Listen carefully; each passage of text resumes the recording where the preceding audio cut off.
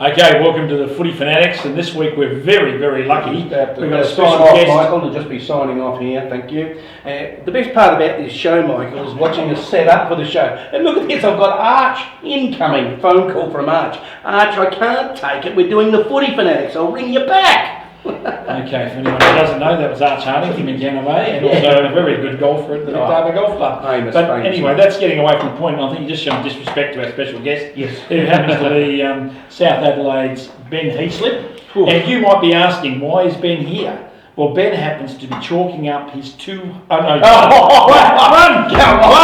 game. Sorry, I didn't sample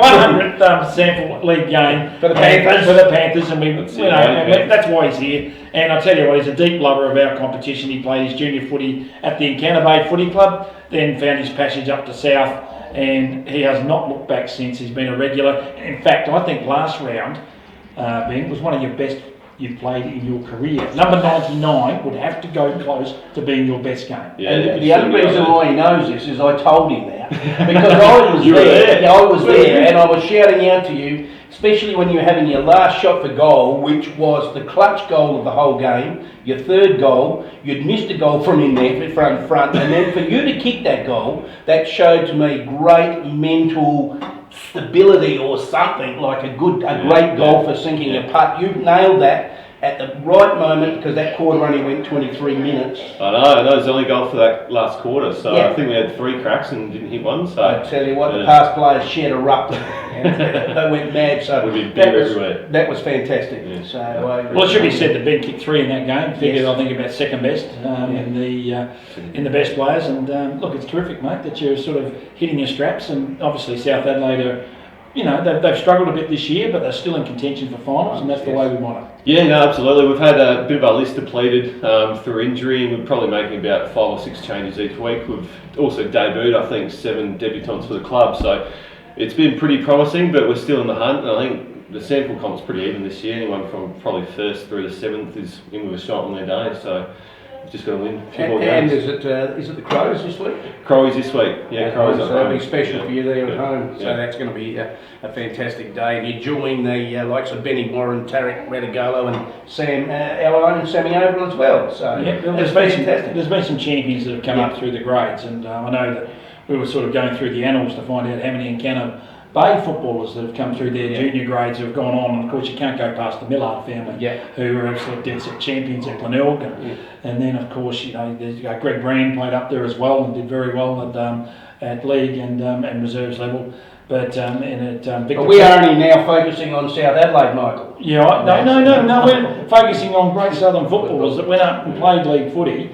And we tip our hat off to them, John. Thank you. And this is what it's all about. And we congratulate you, Ben, and we hope it all goes well and to plan on Saturday for your game. Appreciate it. That's right. And speaking of other great efforts on the weekend, a young fella from the disability unit at Victor Harbour in Encounter Bay, little Taj Hurd, kicked his first goal on the weekend, so that was special, and hopefully we can do something special for Taj on Friday. I know all the team got around him, and he's doing pretty damn good. So on your Taj. Yeah, good on your Taj. So see what happens there. Now we're off to Victor versus Gould, Michael. Gould Porter, John, don't forget the Porter. Okay. Yeah. We've got to remember they have some good things happening. They've got their ball. I gave it the wrong date. The ball is sold out this Saturday night. So can they get a win over Victor Harbour? I know quite a few people rolled up the other night.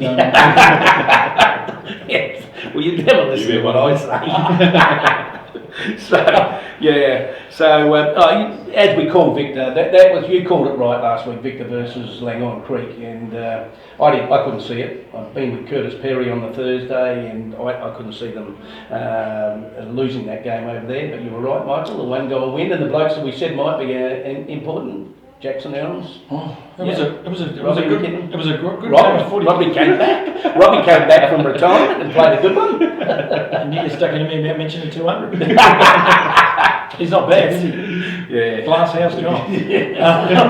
But I tell you though, it was a really good game of footy. It was very even in the first quarter, nothing in it. Then Victor went out and kicked 7 goals, and it was just opened the game up. They were 7-goal up. at half time. It was a cracking game of footy. And then in the third quarter, you know, all the people down in Creek, well, they've gone to the bar thinking, oh, that's the end of today. And next thing, rain goals for the Hawks. Yeah. And next thing you know, she's only a few points the difference. Then Langmore Creek hit the front. And those dying minutes was absolutely fantastic country footy. And can I give credit to the umpires who put on a fantastic display at Langmore Creek. I know you get kicked a lot, but you just put the whistle away. Dan And Rice, our league is a real clean league. There's not much to do. And it was just played in a really good, hard game of footy that was well umpired and everything sort of worked together. And Victor ended up sneaking home by 1 goal. How did Bartram go on Blackwell? That was the big one for me. Reece Bartram played a hell of a game, really good. I still think maybe Blackie was carrying something from the week before. Yep. We did see him sort of come off a couple of times in the association match, but don't worry, Troy Blackwell always delivers. But Reece Bartram played a good game, and also it was good to see Jack Lang back at centre half back. He makes a difference when he's in town. How are Gore going to beat a victory? Beat for Victor. a full victory. Well, they've got to rely on a few more. Like Nissan is playing a really good game. He goes about it. Bates certainly can pop up and kick goals. And they probably need more than the young fellas like Steele and Nord. Yeah, and but still he down. Ty Chester played his 200th senior game, but that was in the twos. And Ryan Carnelli was their player from Anderson, got 1 goal as well. So they're going to need a few more than that. Yeah, and also they're just going to need a little bit more help with Daniel Fry in the middle as well, because Jesse McKinnon is just in, like he's going to be up there. I'm not going to say he'll win the Mail medal, but he's going to be up around the mark. Don't worry, he'll be in our top 3, I think, at the end of the year. He's having such a great season. And of course, you touched on it before, Jackson Elms. He's going to be very, very hard to stop, as well as our big man, Sandy Basham. What about Heath Trelaw? Oh, Heath Trelaw, well, improving every week. Yeah. He really did well against Cairns last week. I know you'd like to stay on the Victor game all day, but can we move on, Michael? But you're asking me about Hector Lyon. I'm telling you about his form from last week, John. Which probably we've been given the wind up. Okay, then we'll go to the next game. I think Victor will win. Yeah, I would love them. I'm sure Gore will still enjoy the ball, but Victor will win this one. Strath versus Wollonga. Just Ben going to say. What's he doing? Oh, okay. Yeah, go Victor. Go to Mighty Roos. Well, you got a few mates down there. Yeah. Strath versus Wollonga. Yeah. Well, you're the one that. Well, you're telling me off for talking too much, so you go. Wollonga will win. Well, I don't know. Strath, that one surprised me. They really did struggle last week for a number of quarters, and then all of a sudden when they explode like any other. They're one of the best sides in the comp when they do go. But it was good to see Riley Clamp kick 5, Benny Simmons kick 7. There's 12 goals. They are 2 very good forwards. So, play some direct footy, and I think you're a good chance to win the game. Kick straight.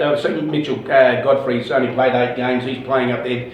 Other blokes I wrote down was Tommy Redden and Jacob Wright, your little favourite, are very good. But it was great for me to see Haskett, Meagle, Irvin, Big Harry Mills, all in the best players, and Scotty Brown. Hoffy, no association footy, kicked 2 goals. So for me, Wollonga will be far too strong. I don't think there'll be a lot in it. It should be colourful though, Michael. Yeah. Should be colourful. Yes, if you like red and white. How did Wollonga get in as red and white? Oh, I still don't understand. Okay, yeah, Benny, what No, I'm going with the D's as well. I think their midfielders there, especially led by Cam Hutchins, who was best on ground for the association, I think he was. So I think they've got a star-studded midfield Wollonga, so I think they'd be too good. Yeah, very good. But you know that you've brought up a debate that's been going on for 40 years, don't you? You got to move on. That's how long Wollonga have been in the comp. It's been around 37, 38 years, so you really do struggle. I've had this argument with Terry. Okay, moving on. Hang on. I think Wollonga will get up. Yeah. Now the next one is Langdon Creek back at the Field of Dreams versus Encounter Bay. Now this will be a good game. I'm going to ask a question. Okay. At what stage in the season do you say you start to rule the team out? Like, who's going to be brave enough to say Creek aren't going to make the 5 this year? Who's going to be brave enough to say that? I'm not, because I'm on a wine voucher. So, no way. No, there's no way the Creek. They would have penciled in one of these two to win over the last couple of weeks. So, I can't see it happening, with young Kruger playing up. You haven't seen young Kruger yet? No, I haven't seen him in action yet, but I've heard he's pretty promising, pretty athletic, just like all the rest of the brothers. Yeah, he's like that, and he's pretty laid back, it's whether we can get him excited enough to come up and have a go at the Panthers later on, but we'll talk about it, and I want other people to look at him first and make an assessment, but he's a big rap, and other big raps obviously is their ruckman, so how's game's going to go? Callum Tonkin just dominates. He's the best ruckman in the league. Yeah. So no one can win. If you can go close to just giving 50-50 ball in the middle, I think that's a win, because no one's going to beat him. And what I like is his follow-up play. Yeah. He's virtually he's another midfielder when the ball hits the ground. He's so terrific below his knees, and he does deliver the ball long. And who likes the ball long delivered one-on-one? Nick Marshall and Tyson Davis-Neal. They kicked 7 last week. There's 14 between them. And if you don't want to mess around when you're going forward with those sort of blokes. So I think Encounter Bay are really starting. They're becoming a bit of a sleeper. They're hanging around 4th, 3rd. If they can get a double chance, I reckon they're going to be a real tough team to beat come finals. I reckon they've got Jimmy Bradford back, who's a nice in the defence, and also good to see that Jaden Christophers has been released by South, as we asked, when they're not playing 18s, and he's always a sneaky in front of the goals, Michael. So what are we thinking here? Well, I don't know. I saw them last week. They looked a bit vulnerable back. Darcy Clifford, we just sing his praises week in and week out. Chicken, he's Brendan Saunders, our boy. Your opposition man on the Eastern Fluoro. Never won a house. He plays. I just can't believe it. You walk in right by their change rooms, you look to the left, there's a big photo of Chicken. I go, oh my God. All of a sudden I'm unmotivated to play the game. So I don't know how that works over there. But obviously, since he's had his sign up there, they have won a few flags. So. No, I see Encounter Bay winning this, and it's been a while since Langron Creek would have dropped 2 games at home in a row. Yeah, so for me, it's Encounter Bay for me. What do you think, Benny? No, I'm thinking I'll go to my Bay boys. I think Marcus Lipper, he's been telling me he's had 40 every week, so he's going to play the footy. And I just think Jake Tarkin, doing what he can do up 40, will probably turn the game on his head, hopefully. So, Bay boys for me. Very good. And yourself, Michael? I said that Encounter Bay, and they'll lose. Langron Creek will lose 2 in a row. Well said, Michael. For the first time in a long time. I wasn't. Hey, Bats, can you fill him in or just get cue cards? To anyone who knows, like Andrew Batten is our producer and does a fantastic job. And he's starting to realise that John Griffin doesn't listen to anything that anyone else says unless he's talking. Yeah, okay. Right, let's move on to McLaren versus Yank, and let's say something positive about Yank straight away. Another great product from our league. Greg Whittlesey has just been named as Sturt Vice Patron, Michael. I know, fantastic honour. Yeah. And he's got everything attached to his name, and when we were talking about youngsters who have come through the grades and gone on, there's no one more celebrated than Greg Whittlesey, the McGarry medalist at Sturt, and absolute dead set champion. And I'm glad you said that, Michael, and McGarry medalist. I just wanted to bring that up as well. Yes, well, he's got I'm looking at your notes, and he's got a shield named after him on Association Day, so he is very highly regarded. Now, McLaren. Tarek Redagallo, so you're catching him. Merritt was out last week, out with COVID, so Redagallo did his calf in the warm-up, as you do. He did. No, I was out there watching that game, watching the Vale versus Monponga, and I was a bit surprised actually. I thought it was going to be the match of the round, and they got them done pretty comfortably. So what impresses you about they've just got strength everywhere. They've got Alexander Moyle, who's just piercing through the back half, and he sets them up well, and then they've got Big Grimley up forward, who's just kicking bags next week. So No. Then they have Brett Ellis, who just happens to mosey on down and kick a lazy 3 when he wants to. So, and everyone knows how much he loves to win the ball in the midfield. And I love Johnny bringing in some young blokes in there, Dusty Zimmerman and Jed Bergman. So they come into a big, strong side. You know, it's like if you come in as a first gamer and you've got good players around you, you just row legs. So he's got them going along beautifully.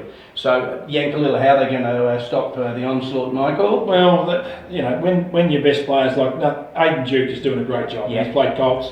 Then he goes up and does the jump. And he's just giving his all. They've got Linky, they've got Jack Fitzgerald, Joel Kay. It's the same names. And the only way Yankalilla are going to be competitive for 4 quarters is for everyone else to start pitching in a little bit Yeah. and doing the job. But, you know, the lower personnel, Mickey James is doing a great job at what he's got. He's giving a lot of lads like Duke this opportunity, and, you know, as soon as he gets 50 games under his belt, he's going to be a very good A-grade footballer, if he's not now. Yeah. Well, I think it'll be McLaren will be far too good at the Eagles. Far for me. I think McLaren. Rightio. Next game, Waiponga Select versus Mount Compass. I think this, you know, we talk about rounds, game of the round. This is it. For me, the best news out of Waiponga is Nick Hutchinson told me Buck is at home and he's recovering, and he's gratitude for being alive. And I think, you know, that's what I, you know, try and think about every. If I think I'm having a bad day, Michael, I think of other blokes like, you know, Bucky. He's gratitude for living. So I don't want you to get down on yourself and say, I want you to think outside the square. So Bucky, well done. Michael? I'm just wondering where this life lesson's going. But anyway, look, of course, we love our Buck, and you know, I think we've mentioned a few times on the show. Great to see you home, mate, and look forward to catching up with you very shortly. If not, we'll see you around the little alleyways of Melbourne at some stage. I guess. Nick Vandal's got Compass going all right, because I want to send another shout out. If this is okay, Steve Costello started his podcast this morning, and I put it on in the morning and had my breakfast listening to it, and he had Mitchie Portlock on, and Mitchie Portlock spoke very, very well, and he says that Mount Compass is a bit of a sleeper. You know, he said that Wollonga have beaten them by 8 points, and I think it might have been 12, Mitchie. And well done to Steve Costello for that podcast. We said we'd give a bit of a plug for it too. Well, if Mount Compass are going to be a sleeper, they need to stop. They need to wake up and start winning some games, because they're starting to fall off. You know, their grip of the finals. They need to get a hurry on. They'll need to win this game against the Mudlarks. Absolutely crucial to start their run. And it's a bit like what we were talking about with Langhorne Creek. Yep. I'm not saying they're not capable of doing it. Over the past 10 years, Langhorne Creek and Mount Compass are the two teams that have dominated the Great Southern Football League as far as premierships go. So they've got a lot of respect. They've got money in the bank, and anything can possibly happen.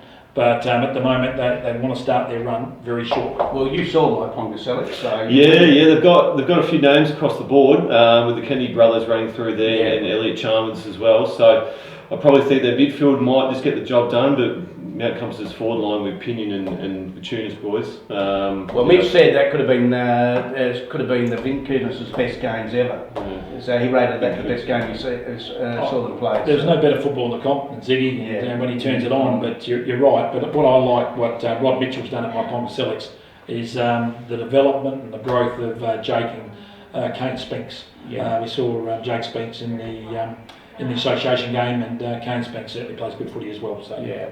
Well, I'm not too sure where to go with this one. I have seen Waiponga Selects. Yeah. Waiponga, just at home, and there'll be no blood loss. All right, well that's Footy Fanatics. So well, it's not really, Michael. You do this every week, and the girls just say, "Well, hold on, we're getting wound up." Yeah, I don't care. The girls deserve a mention, and they do. And first of all, a couple of girls from our under 15s have made the state team. Emma Charlton and Lily Baxter, who used to play for Encounter Bay, absolute guns, are both in the under 15s, so well done to them. Sunday's games: Mount Compass versus Galway, 10:40 at Victor Harbour. I'll see you there, Michael. And Yank versus Strath at Yank, 11:40. And Victor versus Wollonga at 2:10 p.m. at Victor Harbour. So McLaren Eagles have got the bye. It's going to be some good games there, and if you get a chance, look at Minutes with Moose, your great South supporter, who's just done an amazing article on Kalani Bates on Facebook. It is sensational. Well done, Moose. Good on you, Moose. Yeah. So we'll see you at the Girls' Footy on Sunday. We might see you at the football first on Saturday. So after a victory. Oh yeah, 100 games. 100 games, well done. And let's get the Panthers home and let's sing that song. Go Panthers. Go Panthers.